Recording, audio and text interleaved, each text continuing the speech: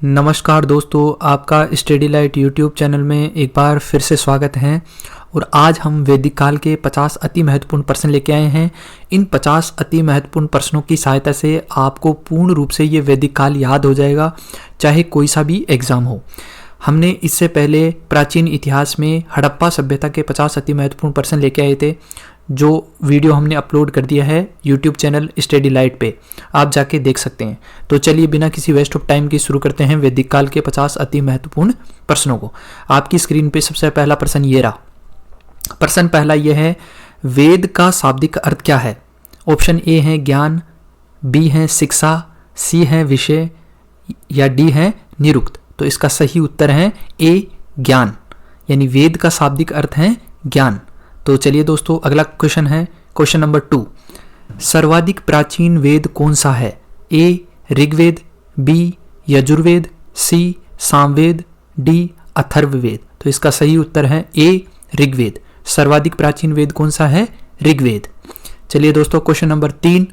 आर्य शब्द किसको इंगित करता है? ए भूभाग को, बी श्रेष्ठ वंश को, सी श्रेष्ठ लोगों को या फिर डी श्रेष्ठ जाति को। तो इसका सही उत्तर है बी श्रेष्ठ वंश को। आर्य शब्द श्रेष्ठ वंश को इंगित करता है। क्वेश्चन नंबर 4 है, ऋग्वेद में कुल कितने मंडल और सूक्त हैं? ऑप्शन ए है 8 मंडल 1828 सूक्त, बी है 9 मंडल और 1028 सूक्त, ऑप्शन सी है 10 मंडल और 1028 सूक्त, ऑप्शन डी है 16 मंडल और 1224 सूक्त। तो इसका सही उत्तर है ऑप्शन सी 10 मंडल और 1028 सूक्त। चलिए दोस्तों क्वेश्चन नंबर 5 है, त्रयी नाम किसके लिए प्रयोग किया जाता है? Option A Samaveda, Yajurveda, Atharvaveda, option B Rigveda, Samaveda, Yajurveda, option C ब्राह्मण धर्म, जैन धर्म, बौद्ध धर्म और ऑप्शन डी इनमें से कोई नहीं। तो इसका सही उत्तर ऑप्शन बी ऋग्वेद, सामवेद, यजुर्वेद। चलिए दोस्तों क्वेश्चन नंबर 6, यज्ञ संबंधी जानकारी किस वेद से मिलती है? यज्ञ संबंधी जानकारी किस वेद से मिलती है? Option A Rigveda, B Yajurveda, C Samaveda या फिर डी अथर्ववेद। तो इसका सही उत्तर है ऑप्शन बी यजुर्वेद। यज्ञ संबंधी जानकारी यानी कि कर्म कांडों संबंधी जो जानकारी है वो यजुर्वेद से मिलती है। चलिए दोस्तों क्वेश्चन नंबर 7 है, जादू टोने और वशीकरण का वर्णन किस वेद में मिलता है? वशीकरण का मतलब होता है वश में करना। तो जादू टोने और वशीकरण का वर्णन किस वेद में मिलता है?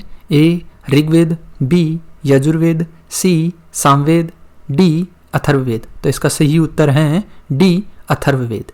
अथर्ववेद में जादू टोने और वशीकरण का वर्णन मिलता है। चलिए दोस्तों क्वेश्चन नंबर 8 है, ऋग्वेद का कौन सा मंडल पूर्णतः सोम देवता को समर्पित है? ऋग्वेद का कौन सा मंडल पूर्णतः सोम देवता को समर्पित है? ए 3रा मंडल, बी 8वां मंडल, सी 9वां मंडल, डी 10वां मंडल। तो इसका सही उत्तर है सी 9वां मंडल। 9वां मंडल ऋग्वेद के सोम देवता को पूर्णतः समर्पित है। चलिए दोस्तों क्वेश्चन नंबर 9, आध्यात्मिक ज्ञान से संबंधित नचिकेता और यम का संवाद किस उपनिषद से प्राप्त होता है? ए मुंडकोपनिषद, बी कंठोपनिषद, सी मांडुक्योपनिषद या फिर डी तैत्तिरीय उपनिषद। तो इसका सही उत्तर है कंठोपनिषद।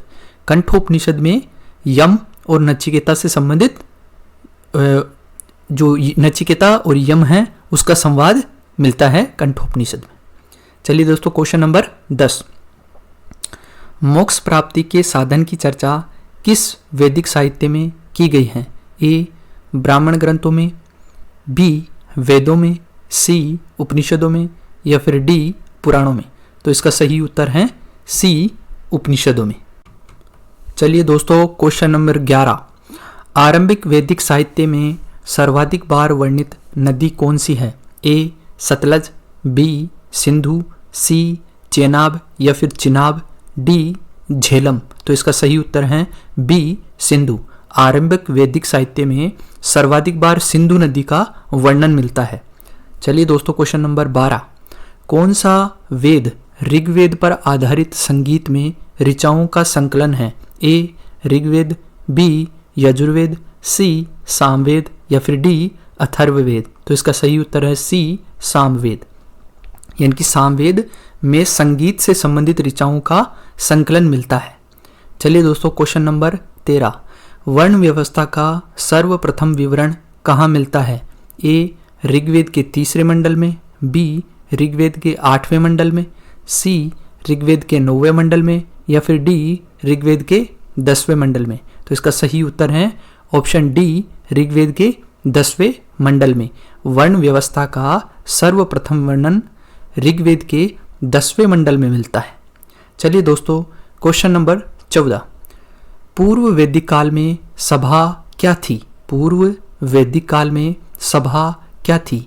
ए ग्राम संस्था, बी राजनीतिक संस्था, सी वैवाहिक संस्था या फिर डी आर्थिक संस्था। तो इसका सही उत्तर है ऑप्शन ए ग्राम संस्था। इनकी जो सभा है वो ग्राम संस्था हुआ करती थी, जबकि जो राजनीतिक संस्था है वो समिति होती थी। इनकी समिति को राजनीतिक संस्था कहा जाता था। चलिए दोस्तों, क्वेश्चन नंबर 15, वैदिक देवताओं का पुरोहित किसे माना जाता है?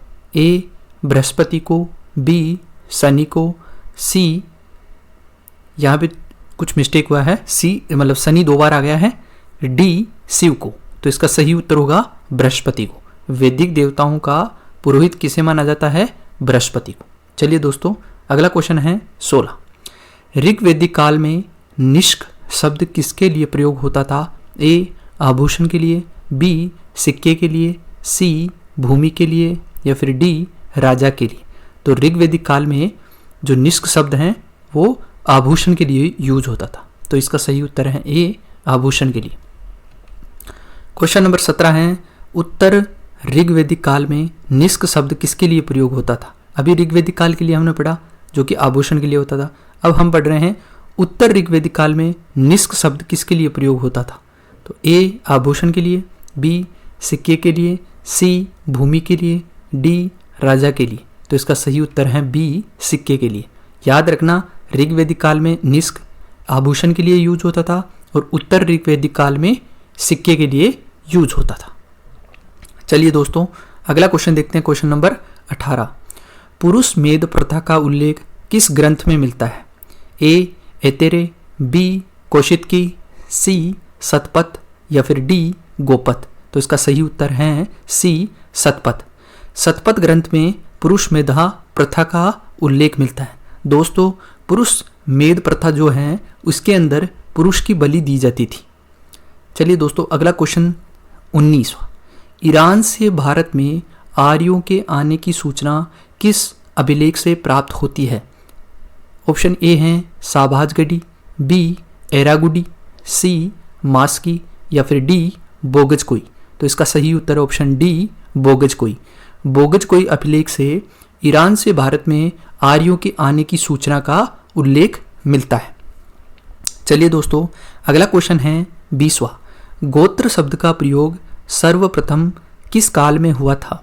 ए ऋग्वेद काल में, बी उत्तर ऋग्वेद काल में, सी मौर्य काल में या फिर डी गुप्त काल में। तो इसका सही उत्तर है ए ऋग्वेद काल में। गोत्र शब्द का सर्वप्रथम उल्लेख ऋग्वैदिक काल में किया गया था। चलिए दोस्तों, क्वेश्चन नंबर 21वां है, प्रसिद्ध 10 राज युद्ध किस नदी के तट पर लड़ा गया था? ए विपाशा, बी सतुद्री, सी परुष्णी या फिर डी सिंधु। तो इसका सही उत्तर है सी परुष्णी। 10 राज युद्ध परुष्णी नदी के किनारे पर लड़ा गया था और परुष्णी नदी को, जो परुष्णी नदी है उसका आधुनिक नाम है रावी, यानी रावी नदी को प्राचीन काल में परुष्णी कहा जाता था। चलिए दोस्तों, अगला क्वेश्चन है 22वां, 10 राज युद्ध का वर्णन ऋग्वेद के किस मंडल में मिलता है? ए 7वें, बी 8वें, सी 9वें या फिर डी 10वें। तो इसका सही उत्तर है सी 9वें। 10 राज युद्ध का वर्णन ऋग्वेद के 9वें मंडल में मिलता है। चलिए दोस्तों, अगला क्वेश्चन है 23वां, आर्यों के जीविकोपार्जन का मुख्य स्रोत क्या था? ए व्यवसाय, बी पशुपालन एवं कृषि, सी नौकरी, डी सभी। तो इसका सही उत्तर है बी पशुपालन एवं कृषि, यानी कि आर्यों के जीविकोपार्जन यानी कि जीने के लिए उनका जो मुख्य स्रोत था वो पशुपालन एवं कृषि था। चलिए दोस्तों, अगला क्वेश्चन है 24वां। ऋग्वेद में उल्लेखित यव शब्द किस कृषि उत्पाद के लिए प्रयुक्त किया गया है? ऋग्वेद में उल्लेखित यव शब्द किस कृषि उत्पाद के लिए प्रयुक्त किया गया है? ए गेहूं, बी जौ, सी चावल या फिर डी आलू। तो इसका सही उत्तर है बी जौ। देखिए दोस्तों, ये जो क्वेश्चन है ये एक बार यूपीएससी में आया था, उसमें एक स्टेटमेंट में लिखा हुआ था कि जो यव है वो जौ के लिए यूज किया जाता था प्राचीन काल में। तो ये स्टेटमेंट सही था या गलत था? तो ये स्टेटमेंट सही था। तो जो ये जितने भी क्वेश्चंस हैं वो किसी भी एग्जाम में आपके लिए बहुत मददगार होंगे। तो आप सबसे पहले जैसे ही क्वेश्चन आए तो पॉज करिए और अपना आंसर मन में सोचिए। इसके बाद में आप टोटल जो 50 क्वेश्चन हैं इनमें से आपके कितने सही होते हैं आप कमेंट में एक बार लिखिए, और उसके बाद में जो भी आपसे गलती हुई है उसको दोबारा से रिपीट कीजिए। तो आपका जो वैदिक काल है वह पूर्णतया तैयार हो जाएगा। इंटरप्ट के लिए माफ़ी। चलिए दोस्तों, अगला क्वेश्चन देखते हैं, क्वेश्चन नंबर 25। आयुर्वेद का उल्लेख सर्वप्रथम किस वेद में मिलता है? ए Rigveda, B Yajurveda, C Samaveda, D Atharvaveda. तो इसका सही उत्तर है डी अथर्ववेद। आयुर्वेद का उल्लेख सर्वप्रथम अथर्ववेद में मिलता है। चलिए दोस्तों, अगला क्वेश्चन है क्वेश्चन नंबर 26। गायत्री मंत्र का उल्लेख किस ग्रंथ में मिलता है? ए ऋग्वेद के 3रे मंडल में, बी ऋग्वेद के 7वें मंडल में, सी ऋग्वेद के 9वें मंडल में या फिर डी ऋग्वेद के 10वें मंडल में। तो इसका सही उत्तर है ए ऋग्वेद के 3रे मंडल में। चलिए दोस्तों, अगला क्वेश्चन देखते हैं, क्वेश्चन नंबर 27। ऋग्वेद में किसको युद्ध का देवता समझा जाता है? ए प्रजापति, बी इंद्र, सी विष्णु या फिर डी शिव। तो इसका सही उत्तर है बी इंद्र। ऋग्वेद में इंद्र को युद्ध का देवता समझा जाता है। चलिए दोस्तों, अगला क्वेश्चन है 28। पूर्व वैदिक आर्यों का सर्वाधिक लोकप्रिय देवता कौन था? ए इंद्र, बी विष्णु, सी प्रजापति या फिर डी शिव। तो इसका सही उत्तर है ए इंद्र। चलिए दोस्तों, अगला क्वेश्चन है 29। गायत्री मंत्र की रचना किसने की थी? ए पतंजलि ने, बी पाणिनि ने, सी कल्हण ने या फिर डी विश्वामित्र ने। तो इसका सही उत्तर है डी विश्वामित्र ने। विश्वामित्र ने गायत्री मंत्र की रचना की थी। और आपको पता ही होगा गायत्री मंत्र, ओम भूर्भुवः स्वः तस्य वितुर्वरेण्यम भर्गो देवस्य धीमहि धियो यो न प्रचोदयात्।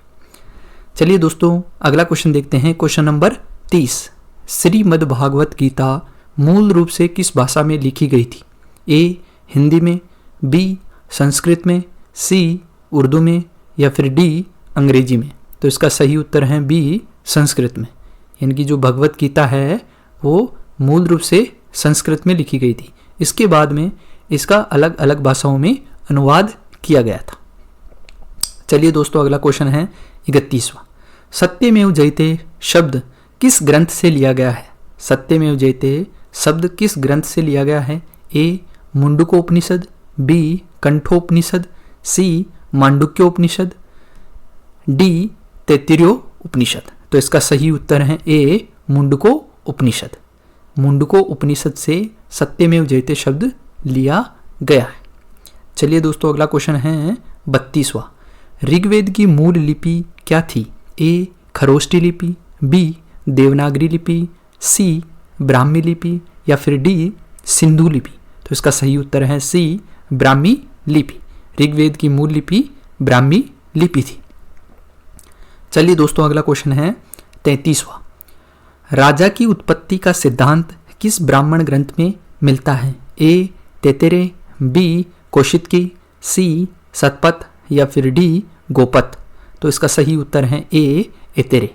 राजा की उत्पत्ति का सिद्धांत तैत्तिरीय ब्राह्मण ग्रंथ में मिलता है। चलिए दोस्तों अगला क्वेश्चन है 34वां।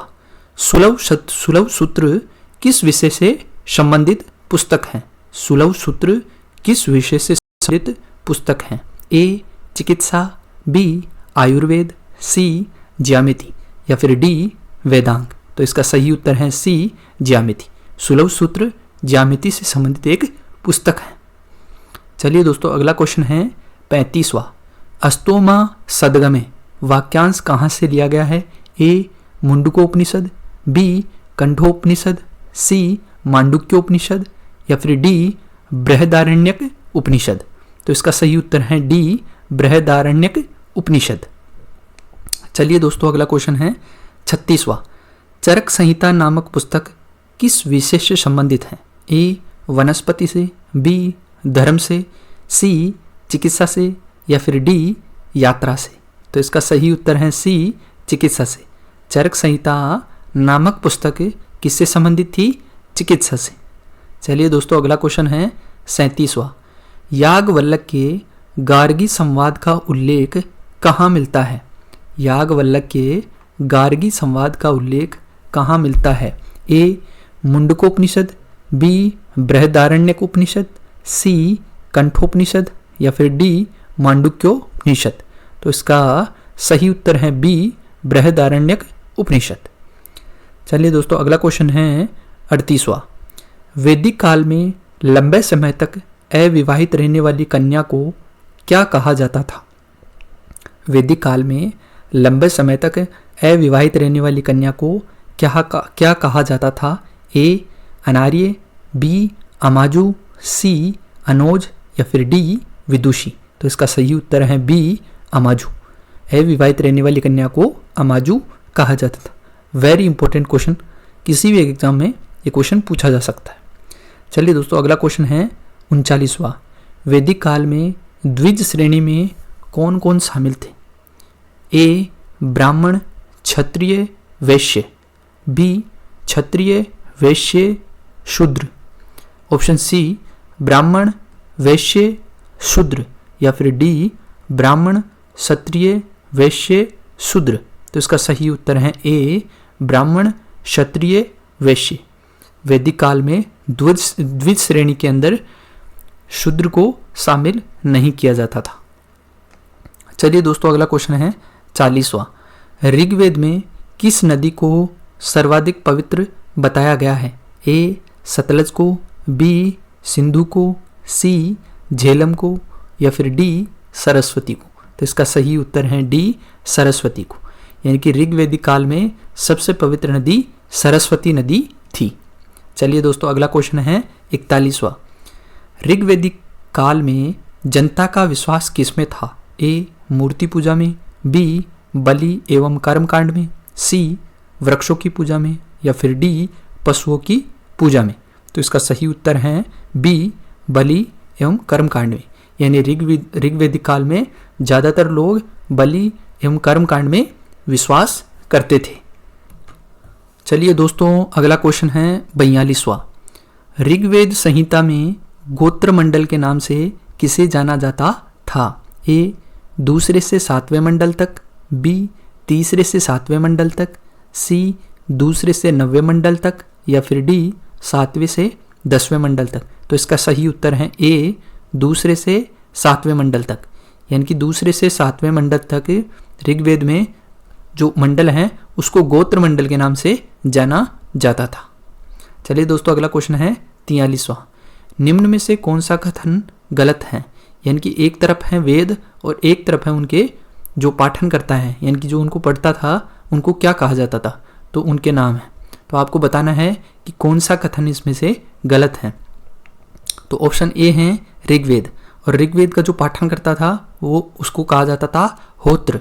बी यजुर्वेद, उसके पाठनकर्ता को अधर्व्यू। सी सामवेद, उसके पाठनकर्ता को उद्गाथा।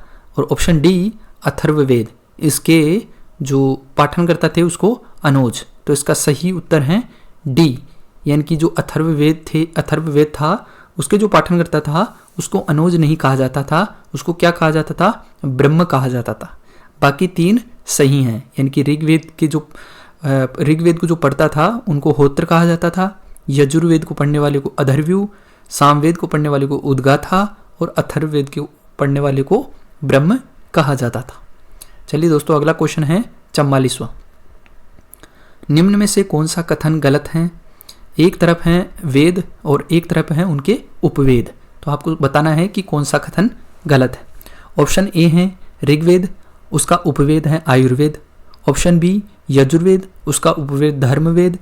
ऑप्शन सी सामवेद, उसका उपवेद है गंधर्ववेद। और ऑप्शन डी अथर्ववेद, जिसका उपवेद है शिल्पवेद।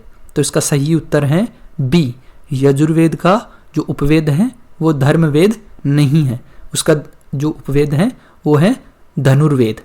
बाकी तीन सही हैं, ऋग्वेद का आयुर्वेद, सामवेद का गंधर्ववेद और अथर्ववेद का शिल्पवेद, और यजुर्वेद का हो जाएगा धनुर्वेद।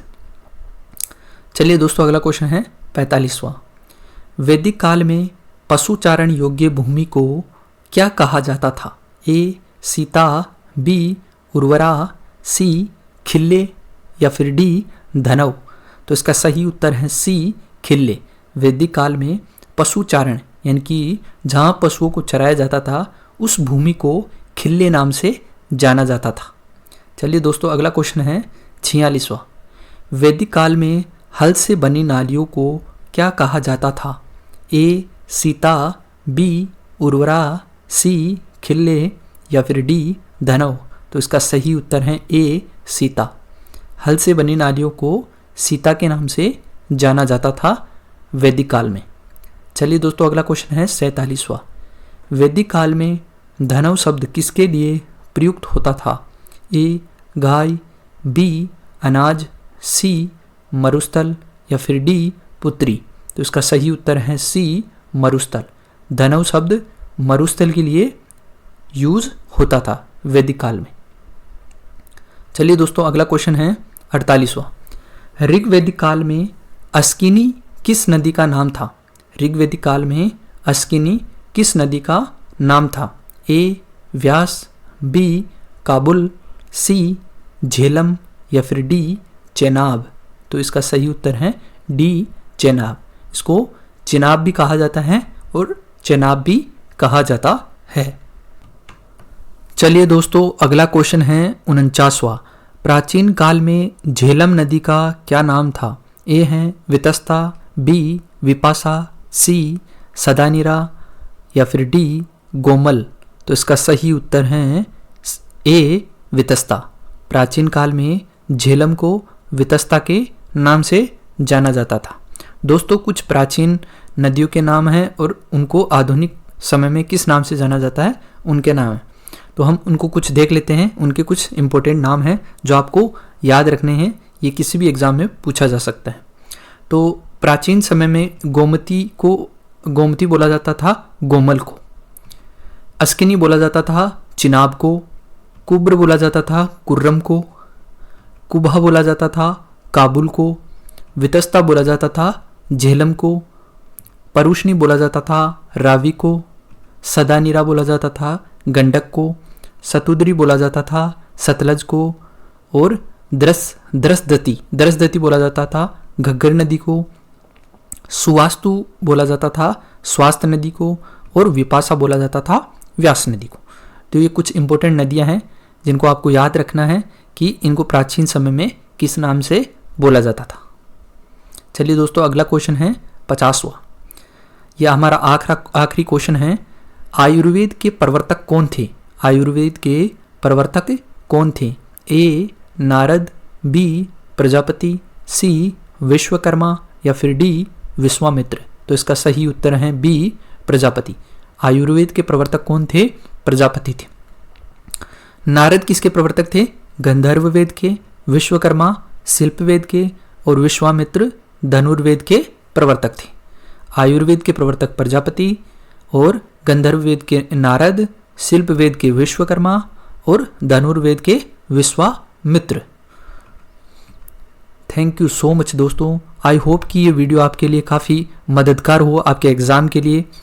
और अगर आपको अच्छा लगा है तो इस वीडियो को ज़्यादा से ज़्यादा लाइक करें, कमेंट करें और अपने दोस्तों में शेयर करें और स्टडी लाइट यूट्यूब चैनल को ज़रूर से सब्सक्राइब कर लें, क्योंकि हम सभी सब्जेक्ट्स के इसी प्रकार से जितने भी चैप्टर्स हैं वो उनके इम्पोर्टेंट क्वेश्चंस लेकर आ रहे हैं, ताकि आपके एग्ज़ाम में ये जो क्वेश्चन रिपीट होते हैं उनको आप अच्छे से लगा पाओ और आपकी जो तैयारी है वो और भी मजबूत हो सके।